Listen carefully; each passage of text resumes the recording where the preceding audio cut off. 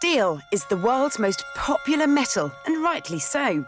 Not only is it incredibly versatile, with 1,001 different uses, it can also be incredibly green. Because steel is one of the very few man-made materials that's 100% recyclable. And for this reason, steel scrap very rarely goes to waste. And this is great news because for every tonne of steel recycled, you save 1.5 tonnes of iron ore, half a tonne of coal, 75% of the energy and 40% of the water that you need to make steel from scratch. Air pollution is also reduced by 86% and water pollution by 76%. Plus, you save yourself the job of getting rid of 1.25 tonnes of solid waste. In this case, recycling definitely makes sense.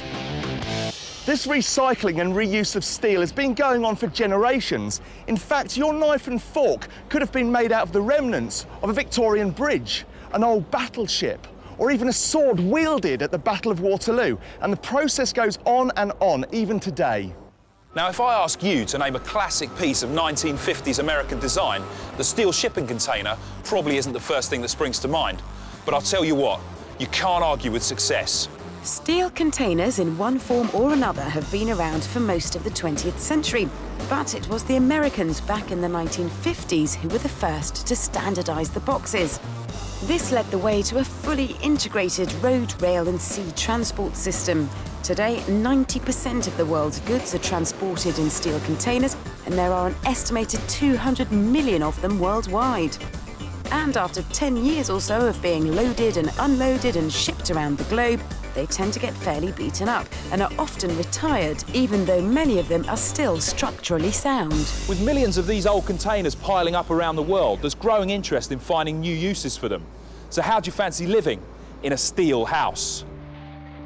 And the reason why steel containers like these convert so easily into buildings is down to their inherent structural strength. Because of this, they require just a simple concrete base, and they can be piled up to 10 stories high. That's just what these people have done on this groundbreaking development in the heart of London's Docklands. Ian Feltham shows Johnny round. Oh, come in. Wow, this is amazing. I have to say, this is not what I was expecting at all. What's it like living in it? It is just like living in a normal house. When you're actually in here and you're going about your everyday things, cooking and sitting down at dinner and stuff, it's just like a normal apartment somewhere. And what about when there's heavy rain? Is it loud?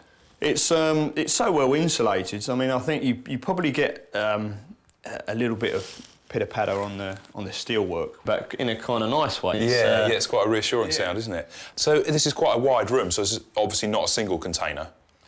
This is two 40-foot containers, basically cut down the middle and joined together. You can see the join runs right the way through. And then the two containers go back there, and I've got the bathroom and the bedroom the other side. Yeah, it's a lot more spacious than I was expecting. It's really nice. Well, thanks very much for showing me around. No, you're very welcome. All the best. Cheers.